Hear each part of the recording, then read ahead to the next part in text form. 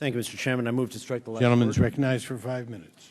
Mr. Chairman, I want to thank you and the ranking member for bringing this very important piece of legislation to the Foreign Affairs Committee today, and I'm proud to be a co-sponsor of the Iran Refined Petroleum Sanctions Act of 2009. As the administration pursues a diplomatic strategy, I firmly believe that Congress must act simultaneously so that new and crippling sanctions are ready if negotiations fail. At the same time, we must persuade our allies to join us in these efforts. We are most effective when we work multilaterally, and I was encouraged by reports that the administration is seeking the support of the Gulf states in supplying China with oil. China is a large consumer of energy, getting larger by the day, and if China ends its reliance on Iranian oil, they may be more likely to support a new and tougher round of sanctions in the United Nations. In my meetings with Arab ambassadors and representatives to the United States, their sense of urgency is palpable as they consider the future of the Middle East if Iran were to get a nuclear weapon. This is a scary prospect, unacceptable, and the Arab states have everything to lose. Their oil is an important resource that they can use to prevent an Iranian nuclear weapons program and an arms race in the region. This legislation seeks to sanction companies that provide refined petroleum to Iran.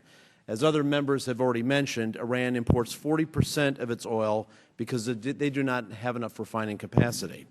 This bill could bring Iran's economy to a standstill. The business class in Iran, which is rather sophisticated, wants to be part of a global economy, and they should take this opportunity to say to their leadership in their government, enough is enough. Now is the time to move this legislation and send a strong message to Iran and our allies around the world that there are serious and isolating consequences for Iran's actions. I would also like to thank the Chairman for working with me to include language in the bill under consideration today based on a bill that I filed, a resolution H.R. 3922, the Accountability for Business Choices in Iran Act. This legislation, which is supported in a bipartisan way in this Congress, requires companies, including foreign companies, that have U.S. government contracts, including grants, earmarks, stimulus funds, or bank bailouts, to certify that they do not conduct business in Iran. This is, again, a way of engaging multinational businesses outside the United States as well in making choices. The Accountability for Business Choices in Iran Act has received broad support, and I believe its inclusion in today's resolution strengthens our efforts.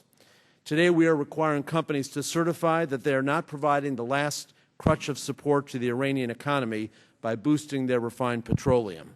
It's time for companies to make a choice: either do business with the United States government or do business with Iran. Iran must not get a nuclear weapon, not on our watch, and certainly not on our dime. I'd like to thank the Chairman for his leadership, and along with the ranking member, and I urge my colleagues to support the Iran Refined Petroleum Sanctions Act. Now I yield back the balance of my time.